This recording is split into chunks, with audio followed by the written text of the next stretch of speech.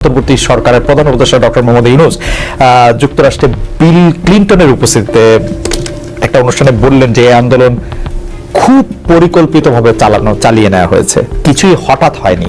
আমরা আপনার কাছে একটু জানতে চাইবো যে আপনার জ্ঞাতসারে কিংবা অজ্ঞাতে এই আন্দোলন কি শুরু থেকেই কোটার আড়ালে সরকার পতনের আন্দোলন ছিল? চক্রান্তটা শুরু হয়েছিল সেই 2022 সাল থেকেই। কিছুতে আমাকে ক্ষমতায় থাকতে দেবে না।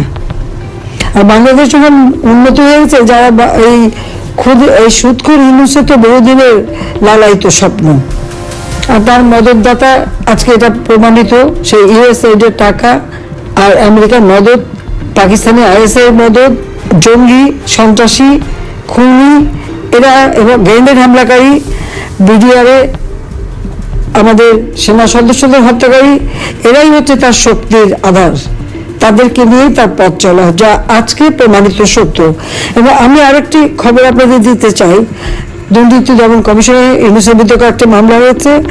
আর শ্রমিকদের অর্থ আত্মসাতের জন্য শ্রমিকদের করা মামলায় শ্রমিক আদালতে ইউনূস কিন্তু সাজাপ্রাপ্ত আসামি।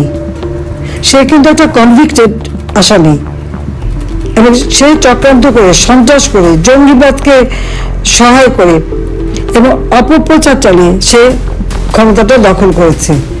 ক্ষমতা দখল করার সাথে সাথে কি করেছে, সে তার আগে থেকে প্রচেষ্টা ছিল ইউনূস সেন্টার নামে একটা জায়গা, আপনারা জানেন, গ্রামীণ ব্যাংকের একটা সম্পত্তি 11,000 স্কোয়ার ফিট বিনা পয়সা নিয়ে সেখানে তার ইউনূস সেন্টার, এবং এটা হচ্ছে একেবারে যত রকমের চক্রান্তের জায়গা। ইউনূস ক্ষমতায় যে কিন্তু নিজে ওই জায়গায় তার যে লোকরা বসা, তাদেরকে দিয়ে সারা বাংলাদেশে সার্ভে করার নামে লোক নিয়োগ দিয়েছে। ঢাকা জেলার জন্য 40 জন, আর তাছাড়া সারা বাংলাদেশের জন্য তার 80 থেকে 100 জনের টিম। বিভিন্ন জেলায় জেলায় তাদের দায়িত্ব, যেখানে সিটি কর্পোরেশন বা পৌরসভা আছে সেই জায়গার জন্য বেশি করে লোক নিয়োগ, এবং ইউনিয়ন পর্যায় পর্যন্ত সে লোক নিয়োগ দিয়েছে। যাদেরকে সে টাকা দেয় তাদের হাতে মোবাইল ফোন, স্মার্টফোন, তাদের হাতে কম্পিউটার, এবং সমগ্র বাংলাদেশের সমস্ত তথ্য দিয়ে তারা পাঠায়।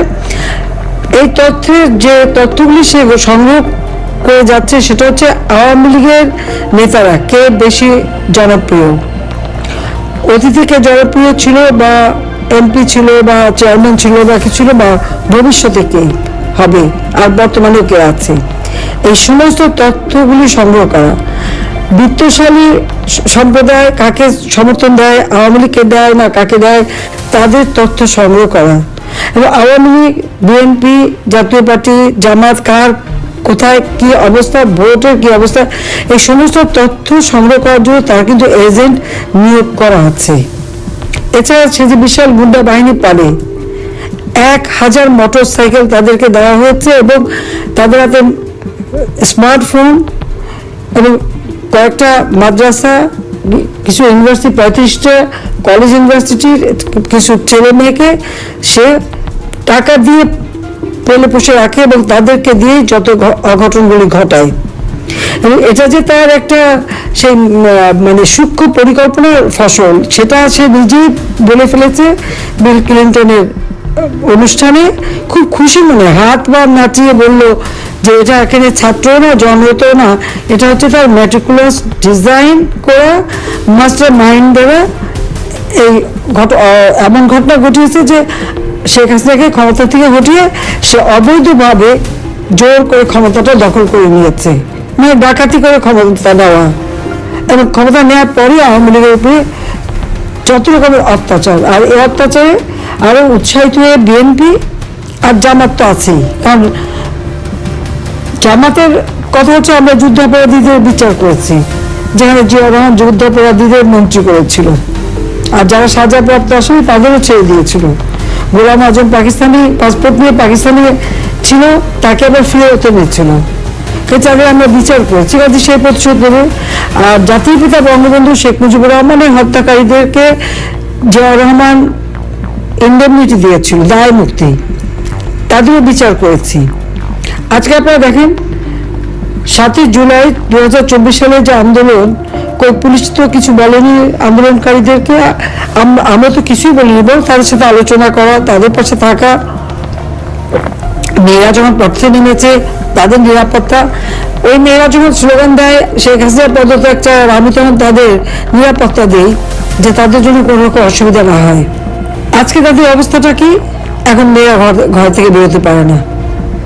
তারা এমনই আন্দোলন করলো, এমনই স্বাধীন করে ফেললো দেশ যে এখন নিজেরাই ঘরবন্দি। এখন যাবে কোথায়, তারা কি করবে? আর সেই যেটা কোনো কোটা ইস্যু ছিল না, সে কোটা আন্দোলন বা তাদের কোথায় গেল? আর এখন সবচেয়ে দলীয়করণ, এই অস্ত্র লাঠি সোটা নিয়ে চিফ জাস্টিসকে পদত্যাগ করতে বাধ্য, জজের পদত্যাগ করতে বাধ্য। কোনোদিন এই অবস্থা কখনো বাংলাদেশকে ভাবতে পারেনি। শিক্ষকদের চাকরি থেকে বের করে দিচ্ছে, ইউনিভার্সিটি, কলেজ, স্কুল সব জায়গায় ছাত্রছাত্রীদের অপমান করাচ্ছে। প্রতি পদে পদে চরমভাবে মানবাধিকার লঙ্ঘন করে যাচ্ছে। বাড়িতে ছোট শিশু তা থাকা সত্ত্বেও বাবা মাকে গ্রেপ্তার করেছে, বাবাকে তাকে মাকেও। তোর বাচ্চাটাকে কে দেখবে? কি হবে তার? 93 জন আইনজীবীর বিরুদ্ধে মামলা তারা সারেন্ডার করেছে, তাদের জামিন দেবে না। কিছু জামিন দিয়েছে, কিছু দিচ্ছে না। মানে আপনি যে বিচার চাইবেন সেই সুযোগটাও নাই। আইনজীবীদের এইভাবে গণহারে মামলা দেওয়া, গ্রেপ্তার করা, পৃথিবীর কোনো সভ্য দেশে এরকম ঘটনা ঘটে বলে আমার তো জানা নেই, আমি তো দেখিনি। কাজে বাংলাদেশে আজকে কি? আইনের শাসন নাই, ন্যায় বিচার পাওয়ার অধিকার নাই, নারীদের কোনো স্বাধীনতা নাই। এবারে ঈদে শ্রমিকদের কান্নায় ভরা, 1100 ইন্ডাস্ট্রি বন্ধ, শ্রমিকদের কাজ পায় না। তার উপর আমার আওয়ামী লীগের নেতাকর্মীদের ঘর বা বসত বাড়ি, ব্যবসা প্রতিষ্ঠান, তাদের গরুর খামার, মৎস্য খামার, মুরগির খামার, ফলের বাগান সবই ধ্বংস। দোকানপাট যা ছিল একেবারে সব ভেঙে চুরে লুটপাট করে জ্বালিয়ে পুড়িয়ে নিঃস্ব করে দিচ্ছে। কেন?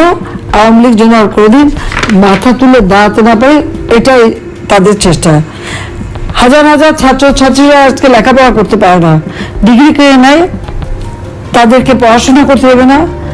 একটা মেয়ে পরীক্ষা দিতে গেল, তাকে কিভাবে লাঞ্ছিত করলো, তাকে যারা মারলো, চুল ধরে ট্রেনে মাটিতে ফেললো, পুলিশ দাঁড়িয়ে থাকলো, সেনাবাহিনীর সদস্য দাঁড়িয়ে থাকলো, অপরাধীদের কিছুই বললো না। আর যে মার খেলো সে মেয়েটাকে ধরে নিয়ে জেলে পড়লো। এই পুলিশ, সেনাবাহিনী হোক, প্রশাসন হোক, জনগণের ট্যাক্সের টাকা তারা বেতন পায়। আর তাদের সকলেরই আমি কিন্তু জীবন মান উন্নত করে দিয়েছি, বেতন ভাতা বাড়িয়ে দিয়েছি। কিন্তু এখন কি দেখলাম, তাদের কাছ থেকে জনগণ ন্যায় বিচার পেতে পারে না। এটা কোন ধরনের অবস্থা?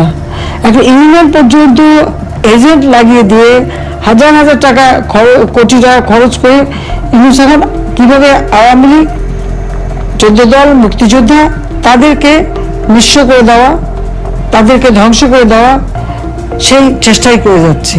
আর তার দোষর জঙ্গি, সন্ত্রাসী, খুনি, দুর্নীতিবাজ, অবৈধ অস্ত্রধারী এবং জেলখানা থেকে তাদের সবাইকে